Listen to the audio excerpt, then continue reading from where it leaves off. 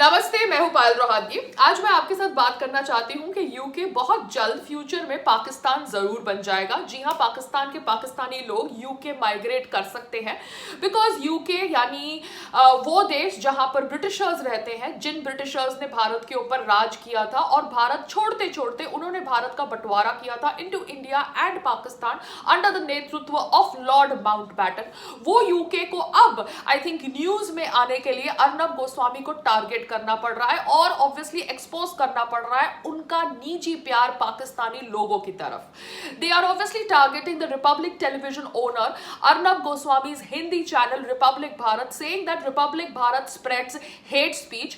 उनके एक डिबेट को ट्रांसलेट करके ऐसा उनको लगता है, जिस डिबेट के अंदर Arnab Goswami was explaining the Chandrayaan 2 launch और कह रहे थे कि कैसे भारत के अंदर साइंटिस्ट पैदा होते हैं मगर पाकिस्तान के अंदर आतंकवादी पैदा होते हैं, क्योंकि at that time during that Chandrayaan 2 launch in 2019 there were a lot of hatred and terrorist activities going on the border of India and Pakistan, क्योंकि इंडिया के अंदर आर्टिकल 370 अबॉलिश हुआ था। मगर आर्टिकल 370 अबॉलिश होने पर जो इंडिया के अंदर डेमोक्रेटिक तरीके से हुआ, पाकिस्तान के प्राइम मिनिस्टर इमरान खान को बहुत मिर्ची लगी। उसने तो बहुत ज्यादा हेट स्पीच दी थी against prime minister Modi ji and India, मगर ये पाकिस्तान के प्राइम मिनिस्टर की स्पीच भी रिपब्लिक भारत पर एयर हुई होगी, मगर ऑब्वियसली यूके के ब्रॉडकास्टिंग रेगुलेटर को वो पाकिस्तान के प्राइम मिनिस्टर की speech after abolishment of article 370 hate speech नहीं लगी होगी, फ्रीडम ऑफ स्पीच लगी होगी। मगर ऑब्वियसली अर्नब गोस्वामी के टेलीविजन डिबेट के अंदर अगर गेस्ट बोलते हैं कि इंडिया के अंदर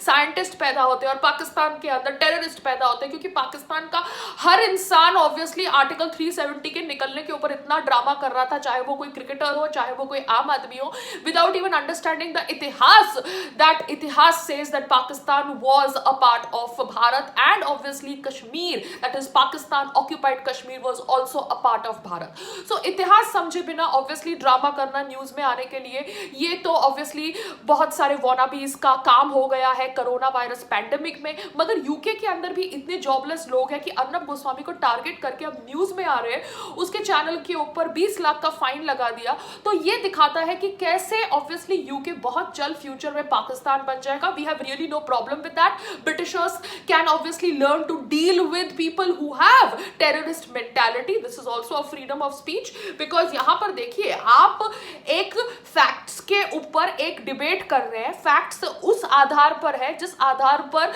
इंफॉर्मेशन अवेलेबल है ऑन पब्लिक डोमेन कि कैसे टेररिस्ट अटैक्स होते आए हैं कश्मीर के बॉर्डर के ऊपर through Pakistan in the history of 70 years after independence and pre-independence, what drama that they did, that Maharaja Hari Singh had to annex to Kashmir, and in spite of that the whole Kashmir issue has been pulled on, article 370 has been misused. That is why its abolishment was very very important for the growth and development of India.